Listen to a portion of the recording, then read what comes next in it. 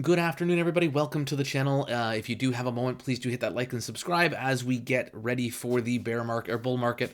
Hopefully, we'll see a lot of growth there. I do appreciate bringing you guys some hopefully real information, some very different perspective on some of the things that most people just copy and paste videos on. It feels like, including this one. To be honest with you, most of the people doing videos on this one are doing pretty overarching views with limited deep diving into it and just kind of going, hey, you're making all this great money, go, go, go.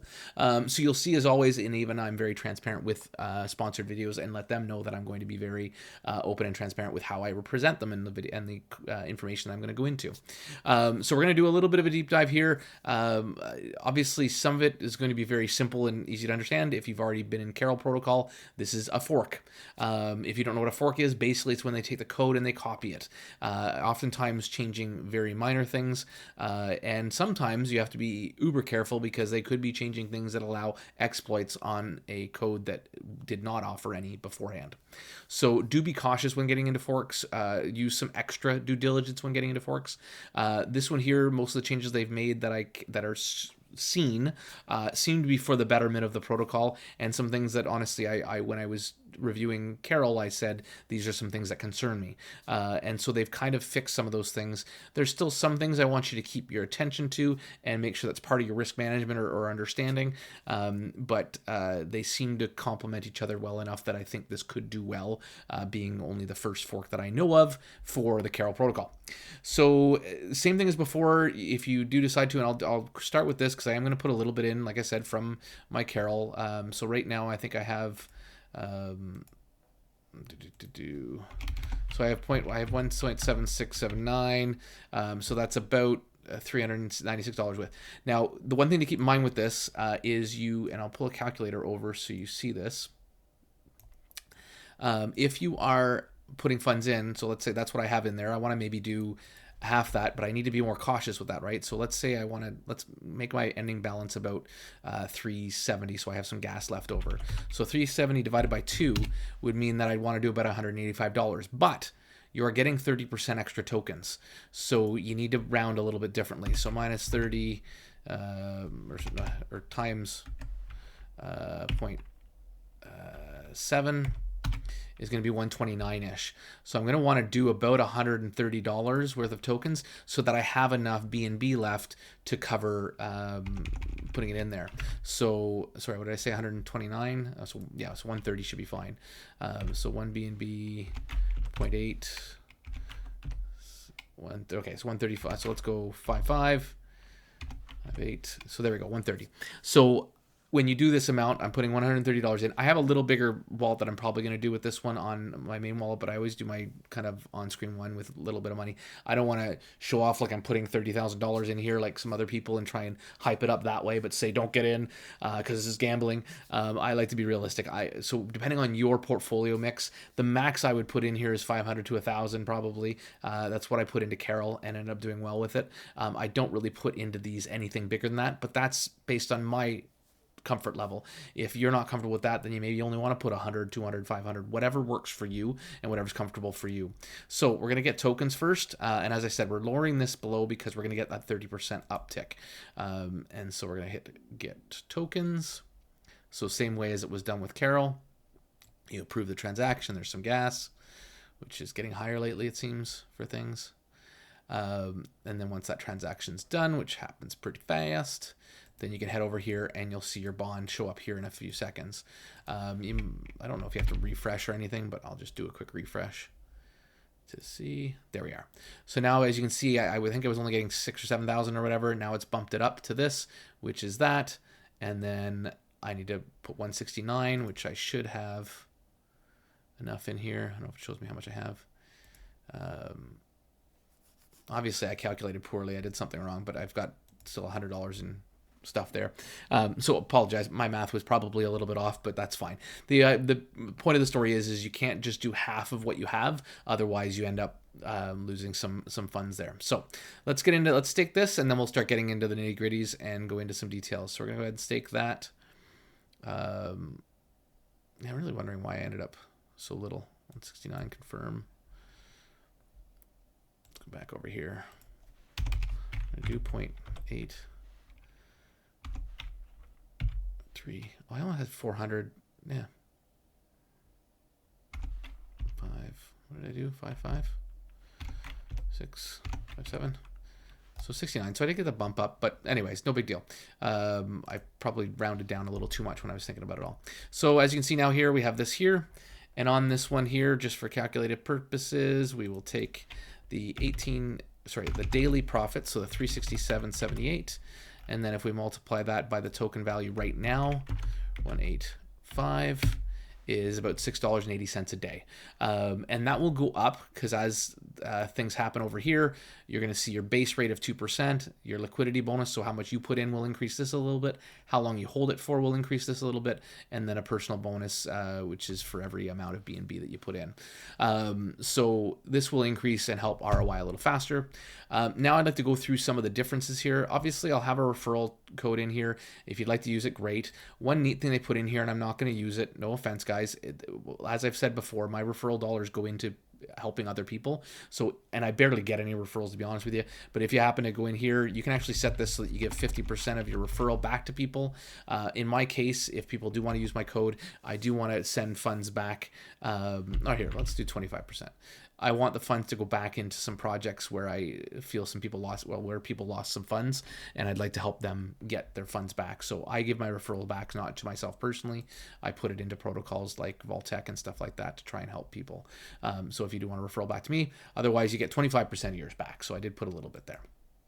So into the docs, a couple of things I want to go through here. This is going through the differences that they did and how they changed the contract using variables that were inside of it in order to make it more sustainable, it looks like, in the most part. So administrative rewards are reduced to 5%, so the team gets 5% instead of 10. Referral program is reduced to 10% instead of 20, so that's a drastic drop. Still not enough, but they start at 3%, I think it is, if you look over here. So the starting balance is actually 3%. I think the other one was 5 or 6 on Carol.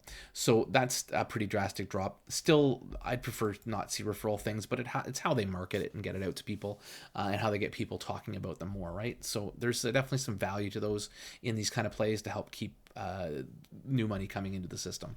Modified TVL, total value locked levels for achievement in referral program. The mechanism to maintain the FUD token price will not be turned off at any stage of the platform's operation. This is one of the biggest problems and why we saw the token value drop so drastically on the base version of Carol. So in order to help that, they're not going to be turning that off. Obviously, this is a promise put in here. Who knows what they end up doing, but this was one of the big things that messed up with the Carol's base version. Their BNB version is actually still doing all right, but these guys are looking to give a little bit bang for the buck for the people to hopefully bring some people over. The main reward for the team is 1 million FUD tokens frozen for 100 days. That gives you, if you get in now, you have a ton of time to get ROI'd. The minimum ROI is 50 days at 2% a day. You can ROI much faster if you hold it a little bit longer because your daily rewards go higher and higher as the protocol TVL goes higher and as you hold for longer with those two bonuses they do. FUD tokens will be available for direct purchase on DEX after 500 BNB, which is approximately 130,000 or something like that of TVL.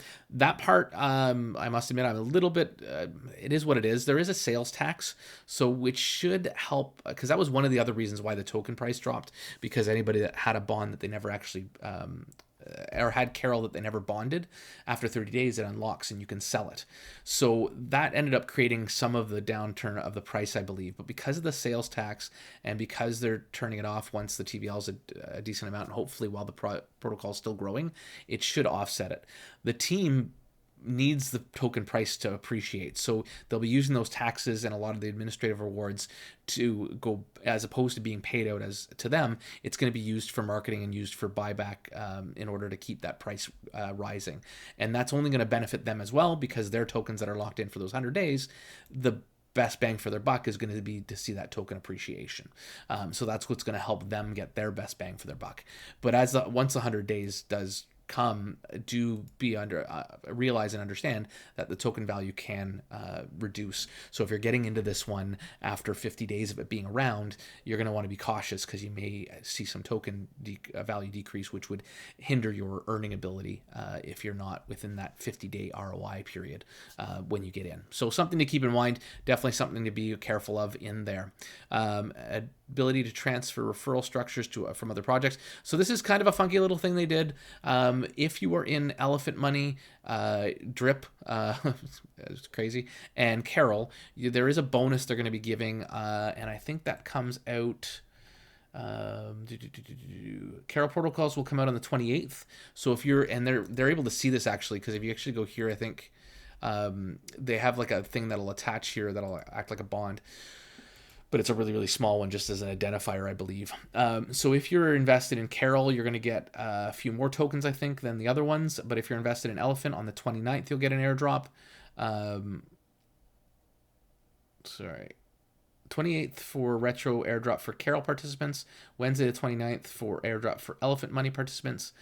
Thursday, November 30th, retro airdrop for Carol. So I guess they're doing two different ones in case you come on afterwards. So in case you didn't get the 28th one. And then Friday, December 1st, retro airdrop for Drip participants. Subsequent retro airdrops will occur every Thursday. So I guess as you add on or come in, you'll be able to still benefit from this airdrop. And basically what it'll mean is it has to be the same wallet. So if you signed up for Carol protocol using such and such a wallet, you'll need to sign up for bond with the same wallet in order to benefit from that.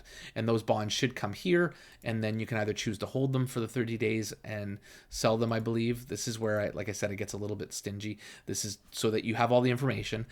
You could technically hold that bond, not bond it, which would not create anything here, and then those funds you could sell later in order to get yourself ROI'd on those dollars. So it'll be interesting to see how people play that, whether they choose to try and earn for the 30 days, which could end up earning you more than if you sell it later, right? So that's where I think Forbond is playing off with it. I may go ahead and bond it because, like I said, I've done well with Carol, hoping to do well with this one as well. At least ROI and then some, and then create hopefully an ongoing source of income that will, I believe, peter down over time, but you never know. So that's about it. I think I've covered all the bases, like how to get involved, which again is similar to Carol, and then this kind of really gets into all of them. Audit. So there's an audit here. So buyer beware, you take your own risks here, because this audit was performed before they launched the contract. We have seen protocols before where they've launched the contract and then changed it before launch. So there's been no audit done afterwards. Like I said, before launch. So things could have changed before that or in between that. So you do need to be concerned about these things. A lot of people just put blind faith and then get wrecked and then kind of wonder what happened and why. And there's the referral rewards. It breaks those down. Smart contract audit, and that's basically it. So nothing much else to go into for that. So hopefully you've enjoyed this review. Hopefully you find it to be a little more informative than a lot of the other guys that are doing reviews on this stuff. And if you do have any questions, comments, concerns, or anything, please do click some comments down below. And not only that, please come by the Discord or the Telegram and let's have a chat. Thank you so very much for all your time and for joining in and listening to the end, and have yourselves a great rest of your day.